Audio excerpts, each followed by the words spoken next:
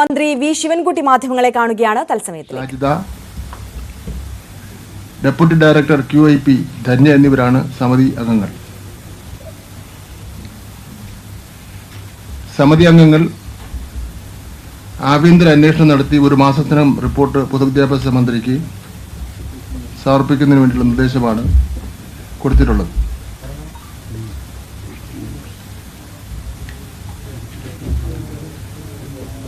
ചോദ്യപേപ്പർ വിതരണത്തിൽ ഏതെങ്കിലും തരത്തിലുള്ള വീഴ്ചകൾ ഉണ്ടായിട്ടുണ്ടെങ്കിൽ അത് പരിഹരിച്ച് മുന്നോട്ട് പോകും. ബഹുമാനപ്പെട്ട മുഖ്യമന്ത്രി ഈ 2024 ഒക്ടോബർ മാസത്തിൽ ഒരു യോഗം നടത്തിയിരുന്നു. പൊതുവിദ്യാഭ്യാസ വകുപ്പുമായി ബന്ധപ്പെട്ട യോഗമാണ്. ആ യോഗത്തിൽ 8ാം ക്ലാസ്സിലെ മിനിമം സബ്ജക്റ്റ് മാർക്ക് കാര്യം ഇംപ്ലിമെന്റ് ചെയ്യുന്നതിനെ സംബന്ധിച്ചുള്ള SART തയ്യാറാക്കിയ രേഖ ചർച്ച ചെയ്യുന്നതിന് വേണ്ടി കൂടിയ യോഗമാണ്.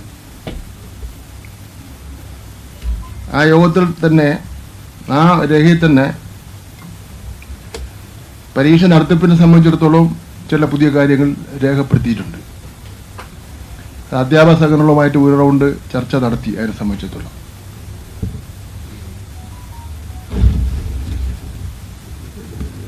പൊതുവിദ്യാഭ്യാസ വകുപ്പ് ഇത് വളരെ ഗൗരവമായിട്ടാണ് തന്നെയാണ് കാണുന്നത്.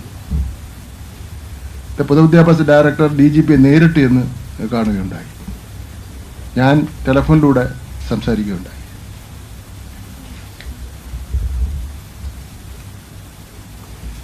ഇത് ഈ ടേം പരീക്ഷ എന്ന് പറയുമ്പോൾ ഇവിടെ ഇരിക്കുന്നവർക്ക് എല്ലാവർക്കും അറിയാം,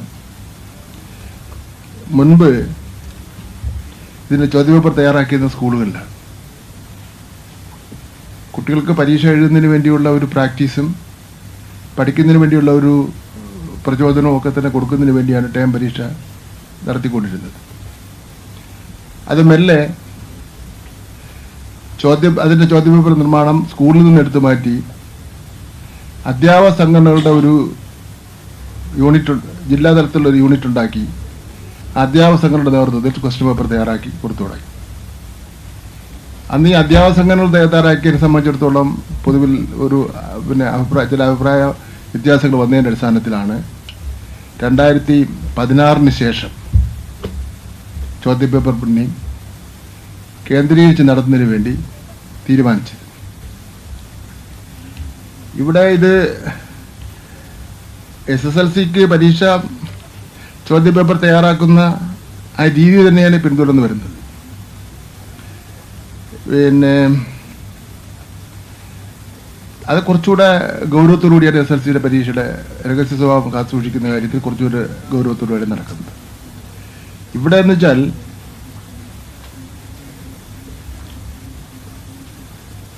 ഇത് 2016 അല്ല, 2012 മുതലാണ് കേന്ദ്രീകരിച്ചുള്ള പരീക്ഷ ചോദ്യപേപ്പർ വരുന്നത്.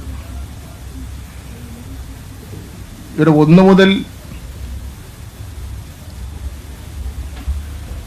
7 വരെ ഉള്ള ക്ലാസ്സുകളിലേക്ക് ചോദ്യപേപ്പർ തയ്യാറാക്കുന്നത് SSK ആണ്. SSK ക്യാമ്പ് നടത്തിയാണ്, ഒരു വർക്ക്ഷോപ്പ് നടത്തിയാണ് തയ്യാറാക്കുന്നത്. അതിന് പരിചയസമ്പന്നരായിട്ടുള്ള അധ്യാപകരെ വിളിച്ചാണ് ക്യാമ്പ് നടത്തുന്നത്. അതിൽ 2 സെറ്റ് ചോദ്യപേപ്പർ തയ്യാറാക്കും. അതിൽ നിന്നാണ് ഒരു സെറ്റ് ചോദ്യപേപ്പർ എടുത്ത് പ്രിന്റ് ചെയ്യാൻ വേണ്ടി കൊടുക്കുന്നത്. 8, 9, 10 ചോദ്യപേപ്പർ തയ്യാറാക്കുന്നത് SCRT ആണ്. SCRT ഞാൻ ഈ പറഞ്ഞ അതേ പ്രോസസ്സ് തന്നെയാണ് പിന്തുടർന്ന് വരുന്നത്. SLCയുടെ ചോദ്യപേപ്പർ പ്രിന്റ് ചെയ്യുന്ന സ്ഥലം എവിടെയാണെന്ന് ആർക്കും അറിയില്ല. പരീക്ഷാ സെക്രട്ടറിക്ക് മാത്രമേ അറിയാറുള്ളൂ, വേറെ ആർക്കും അറിയാൻ വേണ്ടി പറ്റില്ല. അപ്പോൾ ഇവിടെ നമ്മൾ CRT പ്രസ്സിലാണ് പ്രിന്റ് ചെയ്യുന്നത്. ഗവൺമെന്റ് സ്ഥാപനം CRTയിലാണ് പണ്ട് മുതൽ പ്രിന്റ് ചെയ്തുകൊണ്ടിരിക്കുന്ന CRT പ്രസ്സിലാണ്. ഇതിലൊരു CRT പ്രസ്സുകാർ ചെയ്യുന്നത് പറഞ്ഞാൽ അവർ പ്രിന്റ് ചെയ്ത ശേഷം 1 മുതൽ 7 വരെയുള്ള ക്ലാസ്സുകളിലെ ചോദ്യപേപ്പർ BRCയിൽ കൊണ്ട് ഏൽപ്പിക്കും. BRCയിൽ നിന്ന് പ്രിൻസിപ്പൽമാർ 3-4 ദിവസം മുമ്പേ എടുത്തുകൊണ്ട് പോകും. അതേസമയത്ത് SLC പരീക്ഷയുടെ ആണെങ്കിൽ ചോദ്യപേപ്പർ രഹസ്യ സെക്യൂരിറ്റി പ്രസ് ചെയ്ത് പ്രിന്റ് ചെയ്ത് ഇവിടെ വന്ന് പിന്നെ ട്രഷറിയിൽ സൂക്ഷിക്കും. പരീക്ഷ ദിവസം മാത്രമേ പോലീസിന്റെ അകമ്പടിയോടുകൂടി സെന്റേഴ്സുകളിൽ എത്തി അധ്യാപകരുടെയും വിദ്യാർത്ഥികളുടെ സാന്നിധ്യത്തിൽ അത് പൊട്ടിക്കും. അരമണിക്കൂർ മുമ്പ് മാത്രമേ പൊട്ടിപ്പിടിക്കുകയുള്ളൂ. ഇത് നേരത്തെ തന്നെ കൊണ്ട് അവിടെ സ്കൂളിൽ വയ്ക്കുകയാണ്. ഇപ്പൊ സ്കൂളിൻ്റെയൊക്കെ ഒരു സെക്യൂരിറ്റി നമുക്കറിയാമല്ലോ, അതിൻ്റെ ഒരു സെക്യൂരിറ്റി അറിയാം. 7, 8, 9, 10 ചോദ്യപേപ്പർ ഡയറ്റിൽ കൊണ്ടാണ് ഏൽപ്പിക്കുന്നത്. അതായത് ജില്ലാ ഡയറ്റിൽ കൊണ്ടാണ് ഏൽപ്പിക്കുന്നത്. ആ ഡയറ്റിൽ നിന്നാണ് ബന്ധപ്പെട്ട പ്രിൻസിപ്പാൾമാരൊന്ന് ചോദ്യം എടുത്തുകൊണ്ട് പോകുന്നത്. അപ്പോൾ ഇതിൽ ഞങ്ങൾ നോക്കിയപ്പോൾ പോലീസ് വളരെ ഗൗരവത്തോടുകൂടി അന്വേഷിക്കും കാര്യങ്ങൾ. അത് അവരുടെ രീതിയിൽ തന്നെ അന്വേഷണം നടത്തും. വിദ്യാഭ്യാസ വകുപ്പിന്റെ രീതിയിൽ ഞാൻ കുറച്ച് വിവരങ്ങളുണ്ടല്ലോ, അന്വേഷണം നടത്തും. എന്തായാലും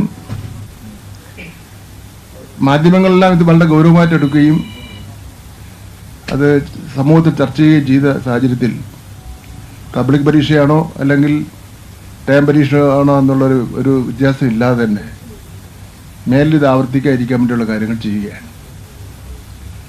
ഈ അന്വേഷിക്കുന്ന ടീം പ്രൈവറ്റ് ട്യൂഷൻ സെന്ററുകളിൽ നമ്മുടെ അധ്യാപകർ പഠിപ്പിക്കുന്നതിനെ സംബന്ധിച്ചിടത്തോളം കൂടി അന്വേഷണം നടത്തുന്നതാണ്. ചില വിവരങ്ങൾ നമുക്ക് കിട്ടിയിട്ടുണ്ട്. ചില റൂറൽ ഏരിയയിലൊക്കെ തന്നെ സ്കൂള് ഉണ്ട്. സ്കൂളിന്റെ മുന്നിൽ ഒരു ട്യൂഷൻ സെന്റർ ഉണ്ടാവും. അപ്പൊ സാറ് പാതി സമയം ട്യൂഷൻ സെന്ററിലും പാതി സമയം സ്കൂളിലുമാണ്. അപ്പം അത്തരം കാര്യങ്ങളൊന്നും നമുക്കത് അംഗീകരിച്ചു കൊടുക്കുന്നതിന് വേണ്ടി അതിന് കഴിയില്ല. അത് വളരെ ഗൗരവത്തോടുകൂടി തന്നെ നമ്മൾ അത് ചെയ്യാണ്. മറ്റു കാര്യം, ഈ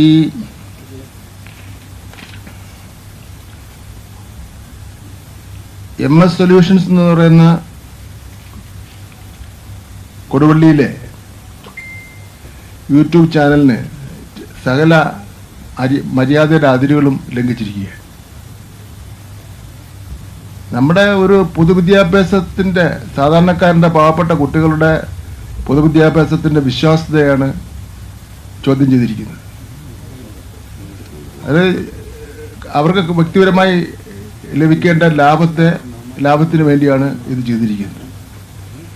ഒരിക്കലും ചെയ്യാൻ പാടില്ലാത്ത കാര്യമാണ് അവർ ചെയ്തിരിക്കുന്നത്. അപ്പം അതുകൊണ്ട് തന്നെ പൊതുവിദ്യാഭ്യാസം സംരക്ഷിക്കുക എന്നത് വിദ്യാഭ്യാസ വകുപ്പിന്റെ മാത്രം ഒരു കടമയും ഉത്തരവാദിത്വമല്ല, സമൂഹത്തിന്റെ ആകെ തന്നെ ഒരു കടമയും ഉത്തരവാദിത്വമാണ്. സമൂഹവും ഇക്കാര്യത്തിൽ ഇടപെടണമെന്നുള്ളതാണ് എനിക്ക് മന്ത്രി എന്നുള്ള നിലയിൽ അഭ്യർത്ഥിക്കുവാൻ ഉള്ളത്. അവർക്ക് കാണികളുടെ എണ്ണം വർദ്ധിച്ചല്ലോ, അതനുസരിച്ച് അവർക്ക് കാശും അവർക്ക് കൂടുതൽ കിട്ടാൻ സാധ്യത ഉണ്ടല്ലോ, ലാഭവിഹിതം.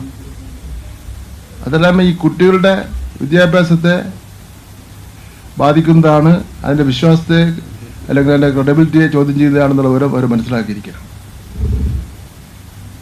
എന്തായാലും ഇത്തരം സംഭവങ്ങൾ നമ്മുടെ പൊതുവിദ്യാഭ്യാസത്തെയും പൊതുസമൂഹത്തെയും ബാധിക്കുന്ന തരത്തിലുള്ള കാര്യങ്ങൾ പ്രസിദ്ധീകരിക്കുന്നത് അത് ആലോചിച്ചിട്ട് മാത്രമേ ചെയ്യാൻ വേണ്ടി പാടുള്ളൂ എന്നുള്ള വിനീതമായ അഭ്യർത്ഥനയാണ് വിദ്യാഭ്യാസ മന്ത്രി എന്നുള്ള നിലയിൽ ഉള്ളത്. എന്തായാലും ഞങ്ങൾ നിങ്ങളുടെ എല്ലാ ഇടപെടലിൻ്റെ അടിസ്ഥാനത്തിൽ വളരെ ഗൗരവമായിട്ട് തന്നെ ഈ കാര്യം എടുത്തിട്ടുണ്ട്. അത് മാത്രമല്ല, ഇനിയിപ്പം ഈ കമ്മിറ്റി ഇപ്പോൾ ഞാൻ പറഞ്ഞല്ലോ, ഈ സെക്യൂരിറ്റി ഒന്നും ഇല്ലാതെയാണ് ഈ ചോദ്യപേപ്പർ ഉണ്ടാക്കുന്നത് സംബന്ധിച്ചിടത്തോളം ഞാൻ പറഞ്ഞല്ലോ. അപ്പോൾ നമുക്ക് എന്തൊക്കെ മാറ്റങ്ങൾ വരുത്തണം എന്നതിനെ സംബന്ധിച്ചിടത്തോളം അവരൊരു നിർദ്ദേശം നൽകാൻ വേണ്ടി പറഞ്ഞിട്ടുണ്ട്. ആ നിർദ്ദേശം SCRT-യിൽ കൊടുത്ത് SCRT ഇപ്പോൾ തയ്യാറാക്കിയിട്ടുള്ള നിർദ്ദേശം കൂടി വച്ച് ചർച്ച ചെയ്ത് അതിലിപ്പോൾ ഉടനെ നമുക്ക് ചെയ്യാൻ കഴിയുന്ന കാര്യങ്ങൾ ഉടനെയും ഷോർട്ട് ടൈം ആൻഡ് പിന്നെ ലോങ് ടൈം എന്നുള്ള നിലയിൽ നമുക്കത് നടപ്പിലാക്കാൻ കഴിയുമെന്നാണ് പ്രതീക്ഷിക്കുന്നത്.